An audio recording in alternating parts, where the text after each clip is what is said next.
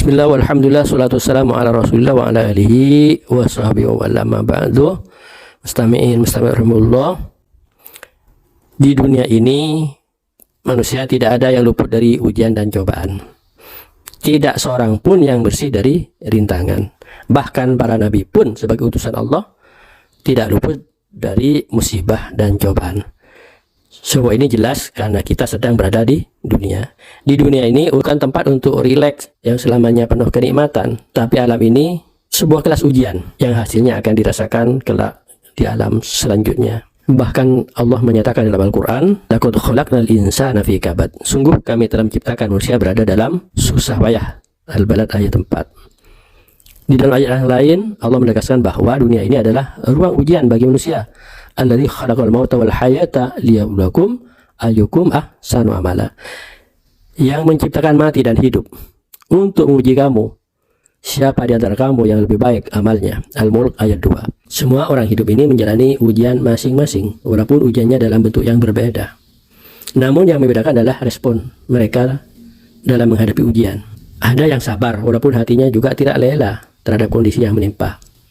Ada yang sabar dan hatinya rela dengan semua ketentuan Allah Subhanahu wa taala. Ada manusia yang gelisah dengan musibah, bingung, bahkan berontak dalam hatinya dan tidak terima dengan apa yang terjadi. Hati yang tidak terima dan berontak dengan apa yang terjadi membuat dirinya semakin gelisah, bahkan dengan berburuk sangka atau berbuat sesuatu yang sangat buruk sebagai ekspresi kekecewaan atau protes dengan kondisi yang menimpa. Memang sifat gelisah tertanam dalam hati manusia, seperti digambarkan dalam surat Al-Ma'arij ayat 19, "Innal insana khuliqa halu'a wa idza massahu syarru jazua wa idza massahu khairu manu'a." Sungguh manusia diciptakan bersifat suka mengeluh, suka mengeluh.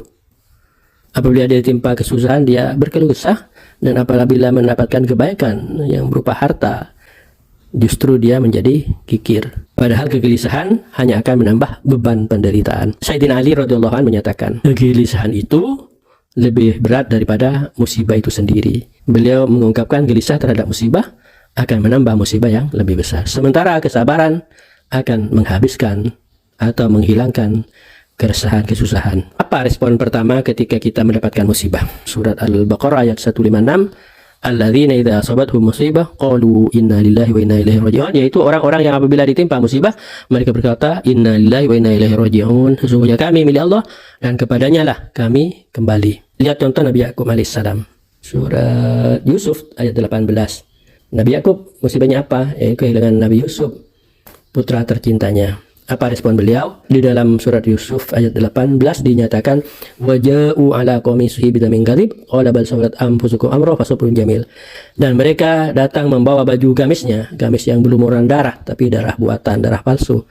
Dia, yaitu Nabi Yakub, berkata, sebenarnya hanya dirimu sendiri yang memandang baik urusan yang buruk itu, maka hanya bersabar, itulah yang terbaik bagiku. Begitu pula ketika Nabi Ayub alaihissalam ditimpa penyakit yang sangat berat. Beliau hanya bersimpuh dan memanggil nama Allah, bukan nama yang maha menyembuhkan.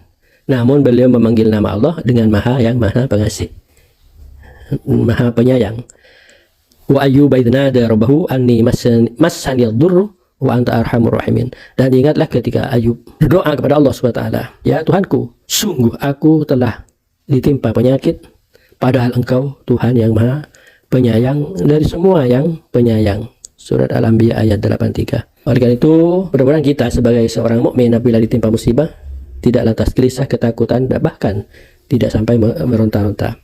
Kita berusaha beradaptasi melalui dengan berbagai penuh kesabaran. Jadi seorang mukmin harus menggandengkan antara sabar dan syukur. Syukur ketika mendapat nikmat, sabar ketika mendapat musibah. Demikian kuliah singkat subuh pagi hari ini, mudah-mudahan bermanfaat. Kurang lebihnya saya mohon maaf.